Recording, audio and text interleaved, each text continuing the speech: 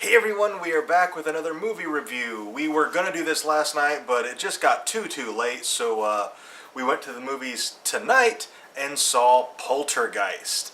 And it really lived up to its namesake, I think. Now, FYI, we're going to be talking about the movie. There will be spoilers, so if you haven't seen the movie yet and you don't want to be spoiled by anything, shut the video off. Shut the video off. But since, of course, it's a remake, you probably know the gist anyway. Yeah. So here we go. So what did you think? She's not a fan of scary movies at all. I used to be. I used to love scary movies. I don't know. I get so scared while watching them. I get so anxious. So I spent most of the movie like this. She did. I'm not even kidding. I spent most of the movie like this, just looking at you is she going to look? Is she going to look? So, let me, first, the problems that I had with the film. It starts off, Sam Rockwell plays the dad, and Sam Rockwell's an amazing actor. But he plays a dad who's been out of work for a little while. The mom, she's an aspiring writer. She's unpublished, so they're both out of work, and they're buying a house. And it doesn't really explain how that is all going to work. How are they? And they're not just buying a house; they're buying big house. A really nice house. Where we live, we're talking probably a $500,000 house. Yeah. And it doesn't really establish what state they're in or anything like that. So of course prices change depending on where you are in the country and where you are in the state and that kind of stuff. But where we live, this would be a legitimate $500,000 house. It's huge. And he's been out of work, she's out of work, so how are they paying for it? He does mention that he worked at corporate at John Deere, so maybe he was super high up and had a nest egg put away and he paid cash for the house. And they had a little dinner party with some of their friends and they were super snooty. Yeah.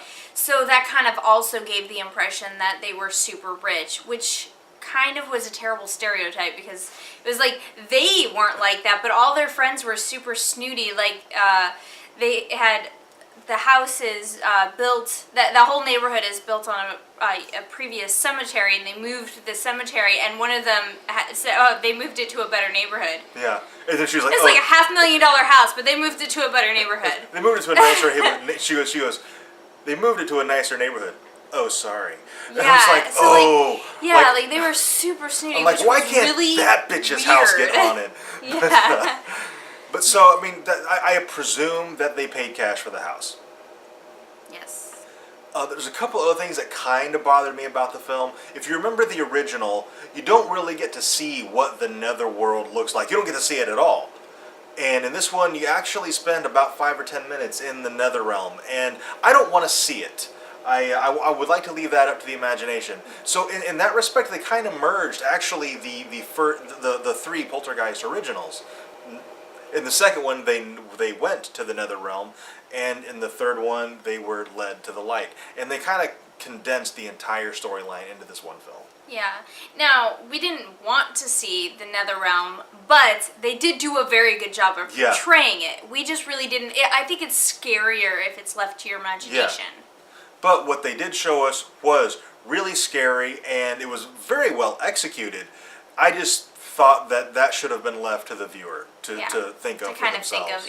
Because our minds are probably scarier than anything they could put on there. And my only other problem is the second half of the film, after Maddie, who is the Carol Ann character from the original, after she disappears, there's entirely too much humor in the film. I'm like, okay, they should not be cracking jokes with their daughters and sister missing. Yeah. The older sister is totally just having fun, Yeah. half the time. And I was like, come on, this is too light right here. The little girl's missing. You guys should be panicking and crying, and there should be a little bit more anxiety here, and it just didn't feel like there was enough. I had two major issues with the film. The first one is I get motion sickness, and unfortunately the strobe lights, if you have epilepsy or you have issues with strobing lights, it's probably a good idea to either not go see this movie or go with somebody who can let you know when to open your eyes, after it's done, because there are a couple of scenes with the strobe lights. Yeah. And then also there is a a drone that has a camera on it, and sometimes it's switched to that camera. Not a whole lot, but just that little bit in combination with the strobe lights. Yeah, I left the movie with a full-blown migraine and a little queasy tummy. So that's the first thing I didn't really care for. The second thing is there's this tree outside their house. Tree, oh my god, the tree. The realtor had mentioned was ancient, had been there forever, was older than the neighborhood, etc., etc. And there's a scene where the clown is in the room with the boy, and the clown's choking the boy. Yeah, and like the house is going crazy, and it's attacking the two sisters as well, and the tree reaches in and grabs the boy and pulls him outside, and then kind of gently lays him on the ground. When like the it's kind of like all home. The branches kind of helped him to the ground. And they kind of made it look like the tree was part of the poltergeist, but I think the tree was actually like a guardian spirit or something, or guardian tree, and I think it was helping. It got him out of the house. It got him out of danger. Yeah, it and took he was him still from scared, danger. but he was no longer in danger. Yeah, and the house was the tree was also trying to get into Maddie's room, and I think it was trying to get Maddie. So I think the tree was helping. And it was just in that one scene, and then the tree was never mentioned again, and never did anything again. And I was really disappointed in that. I wanted them to either have an explanation, like when the paranormal people came, like somehow they figured out the tree was helping, or when they were all in the house at the end and they were trying to get out the window, if the tree like put a branch up against the roof and just kind of gave them a way to get down or something. Like I wanted the tree to help out so that it was obvious that the tree was good and was not part of this whole poltergeist situation. There's a part where they're in the SUV and they're trying to drive away, and the poltergeist won't let them. Like they got the pedal to the metal, and they're just spinning their wheels. And I'm like, if the tree would have grabbed the car and like helped it, tried to pull it out. Yeah. The tree could have failed. Yeah. But I want just to make it clear what's going on with the tree, because to me it seemed like it was trying to help. Yeah, but then it was scratching Maddie's window, so it also kind of. It seemed menacing, but then, like, when you think about it, it helped that little boy. It got it out of the house and away from the poltergeist. Yeah. So I think it was helping them. Yeah. And it kind of made sense that it would. I just really wish they would have went with that a little bit more. Like, they introduced it and then just left it hanging. I didn't like that. And then at the very, very end of the film, they're looking at another house, and the realtor says, "Oh, and this tree's been here since before the neighborhood even came up." And they're like, "Peace out, see ya." And I'm like, the tree helped you. Come on now. And yeah. So I don't know. Yeah, the tree thing really annoyed me. So there was that as well.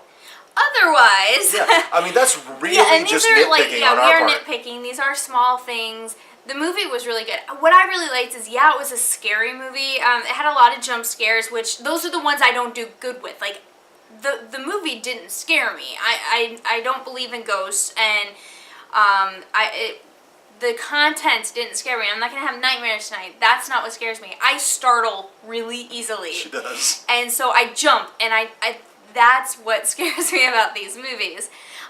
So a lot of times the fault with a scary movie is that they do all these jump scares, but there's very little plot behind it. And this had just a phenomenal story, and they did a really, really good job with it.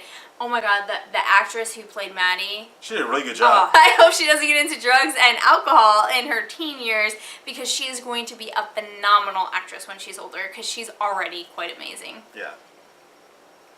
And the whole cast did a really, really good job. Unlike the original Poltergeist, where kind of the entire family was aware of the haunting, in this one, it's only the two little kids who are aware of what's going on until the shit really hits the fan. When the house starts attacking, that's when that's when everybody figures it out. It goes after the older daughter, and then like the parents figure it out. But if you remember from the original, like they put Carol Ann on the floor with a football helmet on, and you're like, watch the poltergeist slide her around the floor. And I'm like, dude, get the fuck out the house. That was one of the good things about this. Yeah. In this one, I mean, the kid's like, the little boy, he's like, man, there's just something wrong. I this crazy stuff going on. There's something in my room. And the parents, of course, just chalk it up to a little boy being scared. And by the way, Yeah. they give him the scariest room in the damn house. It's a little boy who's prone to being afraid, and they give him the room in the attic. Yeah, the attic bedroom. With this big skylight and the trees like overhanging it, and it looks really scary. And they're like, "Here, this is your room." And I'm like, "Man, you guys are terrible parents." Yeah, but what I did like is that, you know, in a lot of haunted house type movies, the adults are aware of stuff. Like, they're aware that the last 5 people in the house have killed their family and then themselves, or they're aware that it was built on an Indian burial ground, or whatever. Like, they're aware of it. Yeah. And they notice things, like lights turn on and off, and, like, they notice little things, and they don't do anything. Eddie Murphy did a great bit about the Amityville Horror when the families look around the house and the house goes, "Get out!" Yeah, like like it's like too bad we can't stay. It's it was great that the parents didn't know what was going on until they things weren't got aware until really Maddie was bad. taken. Yeah, so I mean, because like in the original, I mean, come on, you would have gotten the fuck out the house. Yeah. So. My kid's spinning on the floor. Yeah, GTFO, like yesterday. But yeah, I really enjoyed it. I mean, there's all kinds of little plot things that we could talk about, but I want to keep it. I mean, even though we really did majorly spoil this, I want to. We didn't. If you've seen the original, we haven't spoiled it any more than you've already been spoiled by seeing the original. Right. Yeah. Anyway, I really enjoyed the film. I would definitely recommend seeing it. Maybe not in the theaters, depending on how much it costs where you live. For us, we had free tickets. Yeah, we had free tickets. It was a complimentary date night for us. But we had a really, really good time. I enjoyed it. I enjoyed it too. All right. So, if you've seen the Poltergeist remake, what did you think? Did you find the same problems that we did? Did you find one we didn't find? Right, yeah. Let us know in the comments. Also, on Saturdays, ordinarily we do a Topic of the Week video. We didn't do one today because we went and saw the movie, we went to Space Coast Nerd Fest, and we're going to review Orphan Black here in a few minutes. So, lots of video filming tonight. We're not going to do the Topic of the Week. That'll start again next week. But, for that... So, Topic of the Week.